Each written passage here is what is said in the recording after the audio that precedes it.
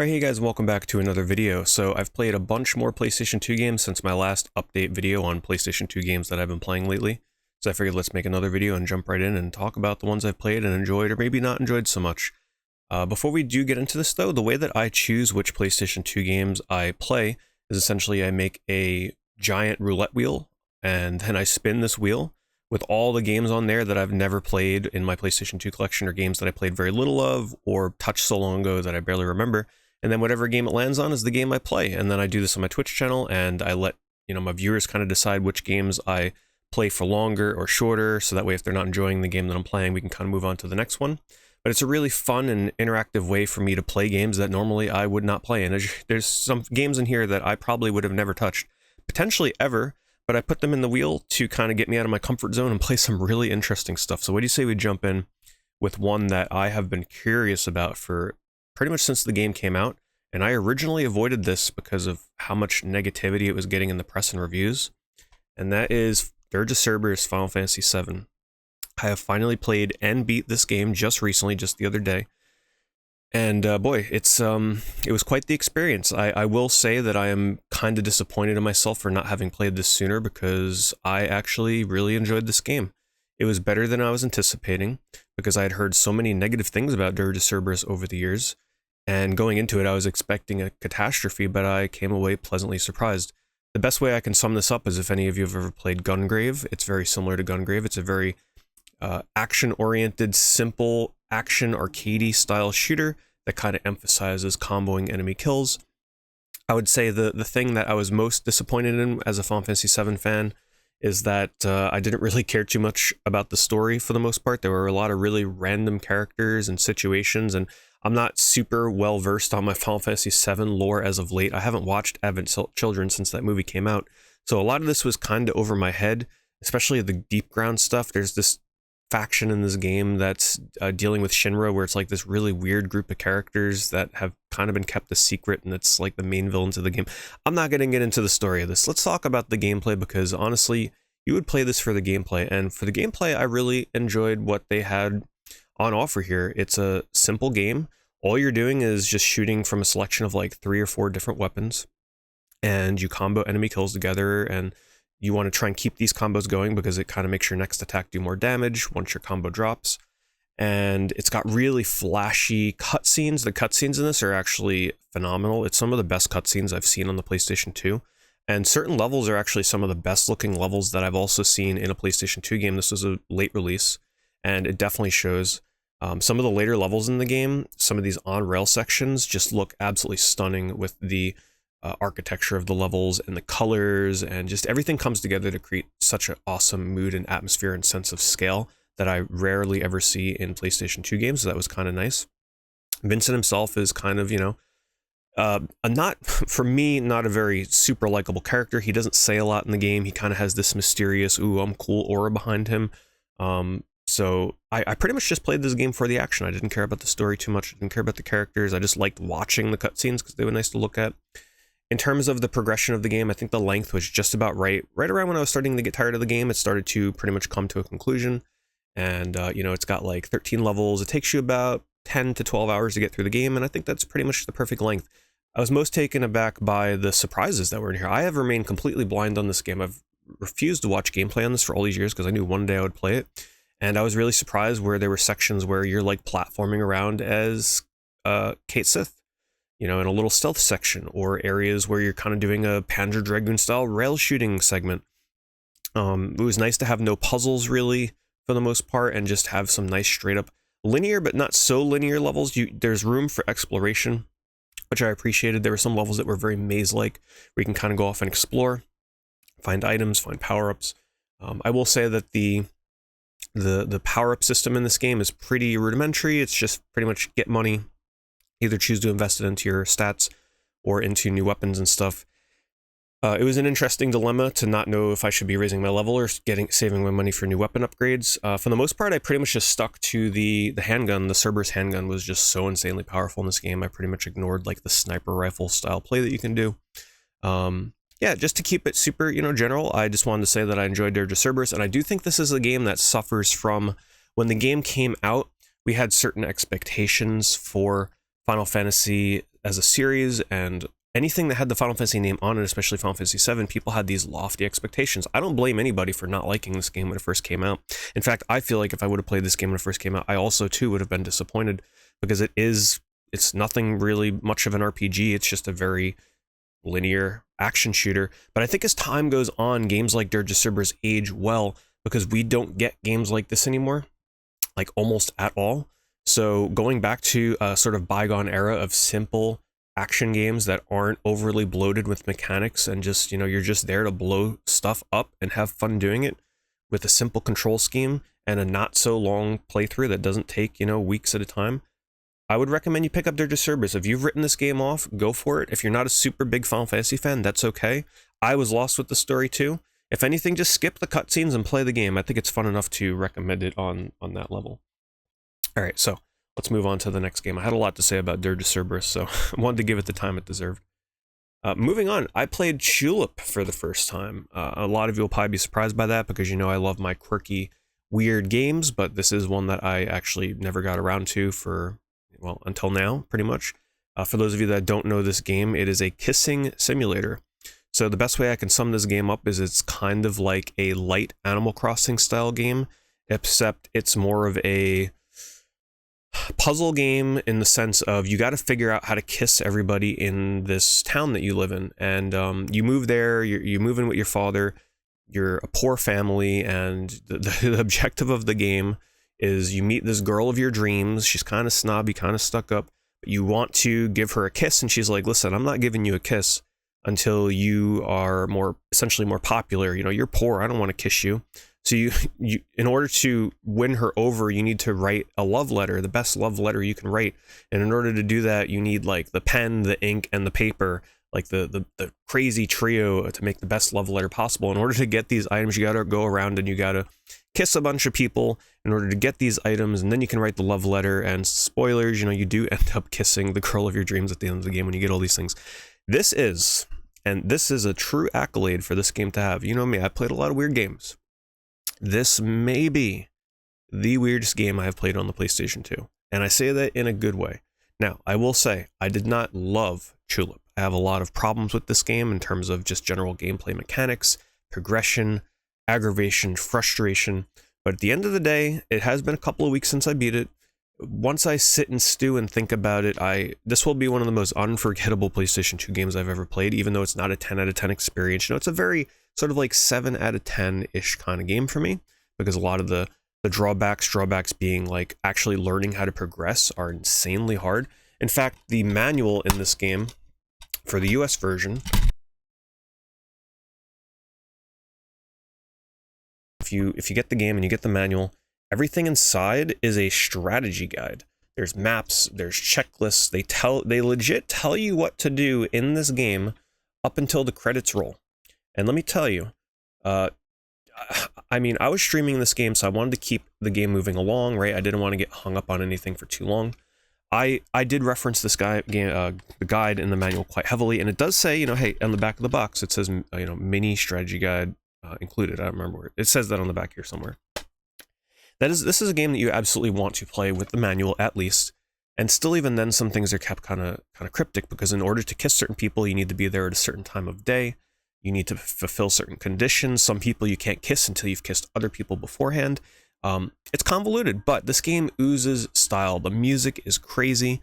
One of the most memorable soundtracks I've heard on the PlayStation 2, like some real weird bangers in here. In terms of the graphics, they're fine. I mean, you can tell that it's kind of like a budget release, which it was. I think this game was like $19.99 when it first came out in the US. Only at GameStop too. I think it was an exclusive, destined to be rare and expensive one day, that is for sure. But man, you just can't help but really fall in love with some of the strange characters and the strange interactions. And by the time you get to the end of the game, you're just like, man, what the heck did I just play?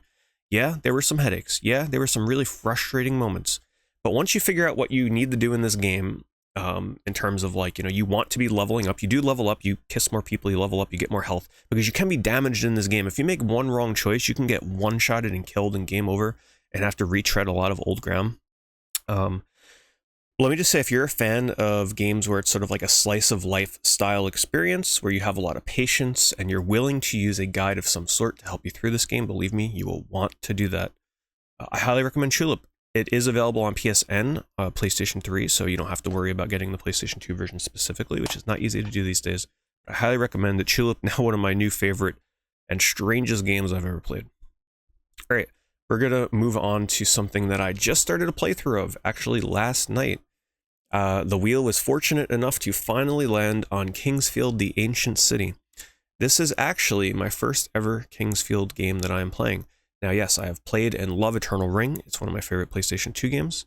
I've played Shadow Tower on PlayStation 1 for a bit before I got stuck. I played Shadow Tower Abyss on the Japanese PlayStation 2. But I have actually never played a Kingsfield game. So it seems like I'm going to be working my way from the back to the front of the series at this point. And I have to say, I am very impressed by this game right now. I feel like I'm going to have a ton to say about Kingsfield. I almost feel like this game can use its own video probably by the time I finish this. But all I will say is, it feels very similar to Eternal Ring, if not even more hardcore and brutal. This is one of the hardest games I think I've played for the beginning hours. I am now a few hours into it. I've got some new armor, I've got some new weapons, I've got some levels under my belt, but the beginning hours of this game are no joke. I think it is harder than any Dark Souls game that I've tried playing for the start, because everything just one-shots you. It's hard to know where you're going. It's a brutal game. So if you're a fan of really hard first-person dungeon crawl RPGs, you definitely need to check this out. It's really starting to roll now. The atmosphere is building. The music is awesome. It's got a really cool horror vibe to it. The combat's slow, brutal, methodical, as simple as it is. I never thought I'd panic so much trying to kill a bat and a slime in an RPG, but here we are. I was on the edge of my seat trying to fight even the simplest of enemies in this game, and I'm loving it. If you want to keep track of my playthrough of Kingsfield and kind of like follow my journey through the game for the first time, head on over to my Twitch page. This is what I'm going to be streaming for, the coming week or two for sure until I finish it. It seems to be about a 20-ish hour game, so head on over to my Twitch page if you want to catch it live and see what I think in real time. This is just a quick follow-up. This is a game that I mentioned in the last video, but I did just want to let you guys know that this game, while I mentioned in the last video, was kind of killed off. We didn't finish HalfLife. Somebody did resurrect this game and give me another opportunity to continue it. It's kind of one of the weird mechanics of my PlayStation 2 wheel. I won't get into the details, but just know that HalfLife was revived, and I have gone back and finished HalfLife. This is the first time I've ever played HalfLife 1, not even just the PlayStation 2 version, but HalfLife in general. Did go back and beat it. Really enjoyed it. The end half of the game was a nice surprise. Going to it's been about a month, so forgive me, I don't remember what they call it, but that sort of alien planet was a really cool surprise. I didn't expect to go there. It was just a nice little bookend to my somewhat incomplete playthrough. As it turns out, my game was not glitched. I actually was just doing something in the wrong order, thankfully. And actually, after I beat this, I went on and played Half-Life 2 for the first time. And beat Half-Life 2 for the first time. So that was certainly an experience. I'm sure I can talk about that potentially in its own video, talking about my first time going through Half-Life 2. And yeah, just wanted to let you guys know I did finish it, and I can now officially say that I understand why people love the Half-Life series. All right, this next one here is one that a lot of you have probably seen before, sitting on store shelves. You probably have it sitting on your own shelf at home, and you've probably still never played it. And that is Ring of Red. So this game, I had always kind of known that it was a strategy game with mechs, but I never knew to what extent, like what kind of strategy game it was, how did it play out. And I played this game for like a dozen hours, which is probably way longer than most people have given a chance to this game. And yeah, I can say that if you're into painfully slow, methodical strategy games with mechs, you might find something like here. This is not the kind of game that you're going to sit down and blow through in a week. This is like a multiple month-long kind of game. A single battle in this game can take an hour and a half, 2 hours. Why? Because every time that it's a tactical turn-based top-down strategy game. Every time you get into a fight, it goes into a completely different screen with 3D mechs, like a 3D mech battle arena, where you have control over their movement forward and backwards, and when they fire a weapon, and your infantry units, how they interact with the enemy mech and the enemy infantry units. So it's like a clash, it's like a Advance Wars style clash, except you actually have some input over when you choose to fire and how long do you wait to fire to gain more accuracy. There's very little input involved. It's more so timing based in terms of when you choose to do certain orders. So maybe you have some medics on the field that repair things for you, or you have snipers that take out the other infantry that may be trying to bomb You're a mech with grenades. It's incredibly slow, but in a way it's one of the strong points of the game because I have not played many mech games where the mechs feel like real mechs. When I say that these things move like this, like one step at a time, and this is not an exaggeration, like it will take them a minute to climb from one side of the battlefield to the other.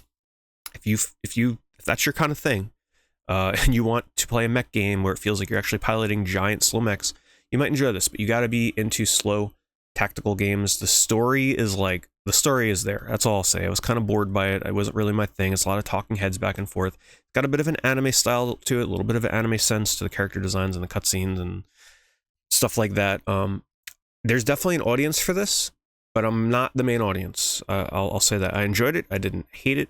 I don't mind that I didn't finish it, but I feel like after a dozen hours, I've seen everything there was to see. I played, a handful of battles, and after you play a handful of battles, you've pretty much seen everything this game has to offer. Give it a chance. It's not too expensive yet, but I can see one day it getting quite hefty in price because it is kind of unique in the mech combat strategy genre for as few games that exist in that genre. All right, this is a fun one to talk about here. This is one that's been in my collection now for many, many, many years, and that is Magic Pengel: The Quest for Color. I had no idea what to expect going into this game, and what it is essentially a Monster Rancher meets Pokemon game, except you draw the monsters, or your Pokemon. So you have full control over designing everything in this game. I drew some, well, you could take a guess what I drew for my first character. Like probably at least 50% of people do. Eventually I did make a Sonic the Hedgehog character, and I had some fun. I made like a T-Rex thing. It was a lot of fun, and I have to say the character creator in this, for as limited as it was for the PlayStation 2 hardware, it was really fun, and like if I envisioned something, I could kind of make it. I was struggling a little bit with the controls, but you do make a 3D character in a 3D space. You design them with colors and shapes and how their things animate. Like there's a lot of customization, and it's actually kind of cool. Where this game kind of falters is that it's limited. I say it's like a Monster Rancher game because, in Monster Rancher, you pretty much just raise your monster and you fight with your monster. There's not much that you do after that. And that's kind of what this game is. You have a hub world where you can kind of go through a very linear section of a town where you're just moving on rails, passing by NPCs where you can either choose to battle them, like a Pokemon style battle, or you can buy pre-made doodles from them if you don't want to draw your own stuff, if you're not too skilled in it. And then when you win, you get colors and experience. You use these colors to eventually make your doodles more robust, have more parts. The parts that so the most intriguing thing about all this is, depending on how you make your doodles, your monsters, it affects their stats and their moves. So if you make a monster that has like giant arms, they're more likely to have like arm punching attacks. If you make monsters with like a certain style of leg, they're more likely to have kicking attacks. If you use certain colors, they're more likely to have magic spells than not magic spells. If you're using certain shapes for the body, they're more likely to be like a blocking type as opposed to somebody that focuses more on offense. When you look into how the system actually works, my first night playing it, I didn't really know what was going on, but once I took the time to learn some of the mechanics, I was actually kind of impressed by it and how in-depth it is. But it is very random. The combat system is a pure rock, paper, scissors style combat system. There is strategy behind it in that whatever your last move selected was cannot be selected next turn. So you do kind of have these moments where you can kind of try and read what your opponent might do based on the options that they have available to them. But it's extremely simple. The graphics are beautiful, though. It's some of the most impressive character designs that I've seen in a PlayStation 2 game, in the sense that it really feels like you're playing a 3D like anime, almost like Studio Ghibli style game. Great looking characters. They're all voice acted. All the NPCs, even like the most minimal lines of dialogue, are all voice acted. There's some cutscenes that have some like very anime film style direction to them. So yeah, it's a game worth trying. It's still fairly cheap if you're into something where you play it for like an hour a day. Don't try and grind this game out. It doesn't really have too much staying power in terms of gameplay variety, but it's a neat little game with a sequel called Graffiti Kingdom, which is a platformer where you design your own characters. I've not played that one yet, but perhaps it'll make an appearance in my video here at some point. All right. This last section here, we're going to go through it a little bit faster now that we've got most of the big games out of the way that I wanted to talk about. But wait, there's one more big game, Cabela's Big Game Hunter. This is actually the first time I've played a real Cabela's game, starting with the first one that was released on PlayStation 2. And yeah, I mean, it was fun for the 4 or 5 hours that I played it. It's very simple, very arcadey. I guess it was a little bit more involved than I was expecting it to be, in terms of like you select so many different things like tents and camo and distractions and like deer calls and all this stuff. But eventually I just found out I was playing on normal, and normal is hardcore. Like, it takes forever to hunt these animals down and find them and kill them. But it's done in a very arcadey style. There's wonky physics. Like, you definitely laugh at the physics in this game because the animals die in just such goofy ways. But I will recommend, if you play this game, play it on easy. Once I put this game on easy, it suddenly became way more fun, way more interesting to play for me in a stream setting, because before it would take me 10 to 15 minutes to find an animal. And on easy, they actually mark everything with radar dots, which you might be like, well, that's so easy. You can see where everything is. You still got to hunt down the right animals, and you still got to kill them. So there's a slow motion shot in this game. So like, you can see a red dot miles away, and you can shoot a bullet that goes across the game screen and like one-shot something that you can't even see in the fog of the game, like the draw distance. That kind of stuff was super fun. Definitely not the kind of thing that I'd recommend to most people. I mean, I just put this on the wheel because it was something I would normally never play, and now that I got to try it, I can finally say I know how Cabelas games works, at least the early ones. It's goofy, arcadey, silly fun. You might have fun for like an hour or two with the game. Just make sure you put it on easy. All right, next is another game that I probably would have normally never played, and that is the Urbz Sims in the City. This is the first time I've ever played a console Sims game. I did play The Sims 3 a little bit when that first came out on PC, and I definitely enjoyed it. So I was not sure what to expect with the Urbz. There is definitely a fan base for this game that is quite loyal to it, and I could see why. However, this game is way more grindy. Do not play this game expecting an actual real Sims experience. This is more of a time... I know this is going to sound like a Sims game, but this game is incredibly reliant on managing your, you know, when you got to go to the bathroom, when you got to sleep, you know, where the characters are, making money. But like, it's really focused. It's like a laser sight pointer where it's like, man, you got to be 100% of the time you're playing this, you're not really spending too much time managing building your house or interacting with other characters. Everything is just being done because you have to. You have to fill out this checklist of things that the game wants you to do to move on. You got to make money. It got to the point where the way you're supposed to play this game is you just find characters and you just sit there spam interacting with them for like 5 minutes straight, where it's like, all right, you high-five this person. Oh, you swap spit or something, which is one of the interactions. You tickle the person.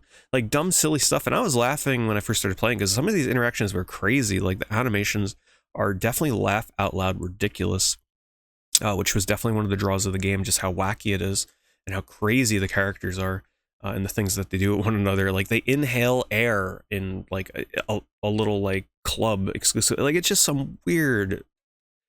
It's a strange game. Strange and fun for a few hours, but then I definitely started getting tired of it. Once I figured out how you're supposed to play, and you just do this, like, there's only so many times you can tickle somebody and laugh about it. The first few times, okay, it's funny. You know, you meet a new character, you tickle them, you laugh, it's like, okay. But by the, like, 100th time you're tickling somebody, you're kind of just ready to move on. It's neat. The music is kind of definitely wacky, of, like, all these mid-2000s hit songs that have, like, Sims gibberish as the lyrics. The PlayStation 2 version of this in particular is quite laggy. There's really long loading screens. But I would say if you're a fan of The Sims and you've never tried the Urbz, definitely try it. It's not expensive. I would try maybe a different version, though. Maybe try the GameCube version or something, because I'm sure that would probably load a little bit better than the PlayStation version. I also played Virtua Fighter 4 for the first time. I haven't played a ton of PS2 era fighting games, but I will say that I went into this expecting to get my butt whooped, which I did at times. Certain fights later in the game were definitely a little challenging, but I really enjoyed this. This has some of the best graphics I've seen on the PlayStation 2. The background environments are awesome. The effects with the snow, when you're fighting in the snow, man, that kind of tech on PS2 back in the day was so cool to see. I used to always flip out anytime I saw some kind of cool water physics, or if you're walking in the snow or the sand and you kind of like see the trail that you leave behind. That kind of stuff is in this game, and I still am very impressed by it till today, because I can definitely put myself back in that time with the technology that was available on the PlayStation 2 with these kind of things, and I still find it impressive today. Anyway, the environments stunned me. They looked phenomenal, and the combat was... I'm the type of person where I don't like to spend a lot of time at fighting games because I don't really have the patience to learn move lists and remember all the moves and how to use them. But I will say I didn't check any move lists. I went into this and I just started pressing button combinations that I thought would do something, and they did something. So I was able to get through the game, playing through as, oh goodness, who did I play as? One of the female characters. I do not remember her name. This was like a week or so ago, 2 weeks. I forget. She's got like blonde hair and a ponytail. I'm sure you guys know who I'm talking about. Is she on the cover here? Yes. This girl right here. Right there. That's who I played as. And she was really fun. She had a lot of cool kick moves, and I was able to like button mash my way, methodically button mash my way, I guess is the way we'll say it, through the game, and I had a lot of fun. The rules of the way I play my PlayStation 2 games is that once I see credits of any sort, we do move on to the next game. So I did only play through it one character, but I have to say I can see why that was regarded as one of the best PlayStation 2 games of its time. I also played Stitch Experiment 66. This is, based on Lilo and Stitch. I've never watched it, probably never will. But this is a 3D platformer, and it's an okay 3D platformer. I would say if you have this game or can find it really cheap and you're a 3D platformer fan, there's definitely something worth checking out here. It is a sort of like blend between Ratchet & Clank and Gex. I say Gex because you do climb on walls in this game, similar to how Gex climbs on stuff in his series. It's similar to Ratchet & Clank in that you're shooting guns. It's a 3D platformer with guns, not the only series that shoots with guns, Ratchet & Clank, but I'm just trying to find a way to compare this here for you guys. The levels are linear, they're simple. The graphics are nice. It's got some sort of like, if I remember right, very bright, colorful, not quite cel shaded, but very bright, vivid levels. It does get very repetitive though after a while.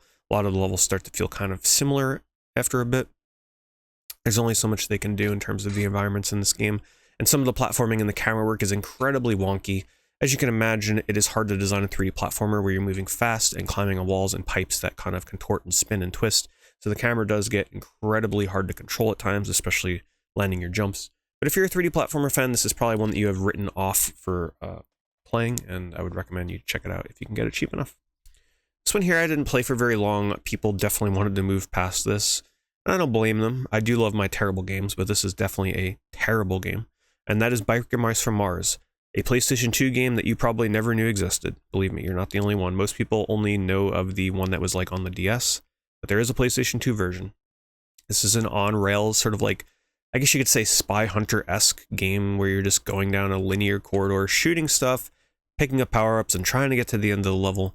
And then there are also 3D beat-em-up sections, and from the little bit of that I played, they are awful. The game's awful. So if you're into really bad games that aren't exactly cheap, you should check out, it's like probably a $30 game these days. Check out Biker Mice from Mars. I don't know anything about the source material, but I will say the character designs were just really weird. If anything, this game made me want to like watch an episode or two because it just looked odd. That's all I'm going to say. Really odd character designs. All right, here's one that I've had in my collection, and you probably have too for the longest time, and finally got around to trying it. I didn't know what to expect from this game. I thought it was actually a like first-person shooter for the longest time, but no, this is a third-person action game that has a lot of sort of slow adventure game elements. This game started so slow and confusing, where you're on a spaceship. It's got a very Saturday morning cartoon vibe to it as well, which I was not expecting from this cover. If you look at this cover, this does not look like a goofy, silly kind of game, right? It looks kind of serious, almost like a Red Faction kind of game, but it's not. It's a very silly, like satire-esque kind of sci-fi game. And it starts off in a spaceship where you're trying to learn how to escape the ship, and you're finding a bunch of items and running around corridors and trying to figure out how to get out. And then you finally get out. That takes a bit. It took me like 15 minutes to get out of that ship. You get onto like a desert planet and you're hopping around, doing some 3D platforming, shooting a couple things. I'm like, okay, this is cool. I'm kind of into this. And then you go into a space station on that planet, and I'm like, okay, this is kind of cool. You got all these like corridors and doors and aliens kind of hiding out, and you're buying things for like vending machines, but then you start to realize that this is one of those games where you're hunting tons of keys. All the doors are locked. Oh, to open this door, you got to get a key and open another door to get another key to open another door to get the key to open the first door that you found. And it's like a labyrinth. There's a lot of winding paths that all look the same. The map is pretty terrible. The map doesn't even center on your character.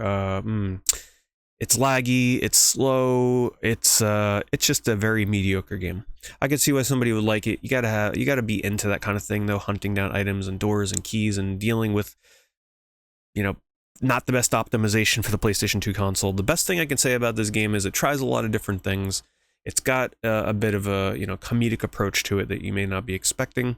It is a PlayStation 2 exclusive, though, from what I understand. There's supposed to be other console ports of this that never happened. This is a true PlayStation 2 exclusive, from what was told to me, so if you're looking for something that you can only play on the PS2, it's worth checking out. You might be surprised by it, you might like it more than me, but for me, I'm okay with never touching the game again. Alright, here's another one that kind of took me by surprise. This is the PlayStation 2 version of, what do they call this? World Destruction League Thunder Tanks. I forgot there was a PlayStation 1 version of this game, and apparently the PS2 version is a direct port of said PlayStation 1 version. It is essentially a Twisted Metal Vigilante 8 style game, but don't get your hopes up. It doesn't play quite as well as a Twisted Metal game. Twisted Metal has a lot of strategy. It's got a lot of really well thought out level design and weapon placement and cool stories in between. This game is just destruction and carnage and a lot of explosions, so much so that it will, like, the gain on your speakers will go way too loud and it's going to sound like the game is breaking. I played as a tank that had a flamethrower, and I have to say I did do my fair bit of laughing as I went around the levels, just like dropping bombs, shooting flame. Like, there were times where my whole screen for several seconds at a time were just filled with flames and explosions, and I couldn't tell what was going on, but I was killing stuff and winning. So if that sounds fun to you, just going around really fast tanks. These are not slow tanks. These are fast tank, like Sonic the Hedgehog style tanks. Not a lot of slowdown, which was kind of impressive. I mean, I would imagine taking a PS1 game and porting it to the PS2 would help frame rate. But it was fun for like an hour, but then we were kind of ready to move on and play something else. It's a super cheap game. Check it out. It's probably something you've seen in a lot of bargain bins and lots on eBay. It's worth playing for a little bit. Speaking of worth playing for a little bit, but not too long, is Power Drome. This is another game that you probably have never played or also seen everywhere all the time and always wrote it off. This is a racing game that a lot of people will probably try and compare to something like Wipeout. At first I was really into it. The levels had a nice variety to them in terms of environments. The music was kind of like, you know, mid-early 2000s, like headbangy style soundtrack. But then you come to realize that it's just another game trying to be a Wipeout clone that is nowhere near as good as like your typical early PS2 or like really good PS1 futuristic racers, I guess is the best way of putting it. One of my personal favorites being Extreme G3. This game doesn't hold a candle to Extreme G, but there's nothing quite wrong with it. It's just never exciting. In terms of, you know, after you've played this game for 30 minutes, you've pretty much seen everything it has to offer. The weapons are boring. The levels start to feel very samey despite the locations changing. It doesn't have any kind of like loops and huge turns. Like, it's just very safe in terms of level design, even though it does look good at times. Other than that, the game is definitely worth the few dollars that you'd probably end up paying for it if you're into arcadey racers for, you know, an hour or so. Alright, to bookend this video is a game that I just played last night as well, and we'll never touch again. This one, I can understand why people enjoy this. It's definitely not my kind of game, and that is Naval Ops Warship Gunner. This is part of a series on PlayStation 2. There's several of them. There's like Warship Gunner 2, and I think there's one called Commander or something like that. It's a submarine game where it's supposed to be arcadey-like in the sense that you can outfit your ships with as many weapons as possible. So if you want to put like 100 torpedoes to fire on your ship, you can just do whatever the heck you want in this game in terms of customizing your submarine. This is like the Gran Turismo game for submarines, essentially, is what I understand the series to be, because you unlock weapons and things and parts for your ship, but there's, you know, restrictions that where you gotta like fine tune your ship, but you can place the stuff anywhere you want, so it'll bring up like a grid where you can put your, say you want your machine guns in the front, but you want your torpedoes in the back, and you want like your hull to be reinforced a certain way. Like, it's a very sim-like experience. Like, if you're in essentially, well, I guess maybe a better comparison is it's like the Armored Core game of submarine games. I guess that's a much better comparison for this than Gran Turismo. I say Gran Turismo because I don't like really tinkering around with my cars very much, and you do a lot of tinkering with your submarines in this. It's a slow game, very slow. You move like a submarine, like it's pretty, or a ship in general. And when you complete a mission, you gotta like slowly drive away to the edge of the screen to complete it. It's pretty hard, not my kind of thing, but I understand why people like it. It's just not my genre. So, sorry to end the video on a game that I didn't enjoy, but that's gonna do it for the games that I've played on my PlayStation 2 recently. Sorry, I dropped my mouse down here in order to stop recording here. I gotta hit end recording. Thank you to those of you that made it to the end of the video. I do appreciate you watching the whole thing. Be sure to stop by my Twitch channel where I play a bunch of PlayStation 2 games in real time, so you can kind of get a sneak peek on what I'm playing before I make my next PlayStation 2 thoughts video like this. Thank you for watching. I'll see you in the next video.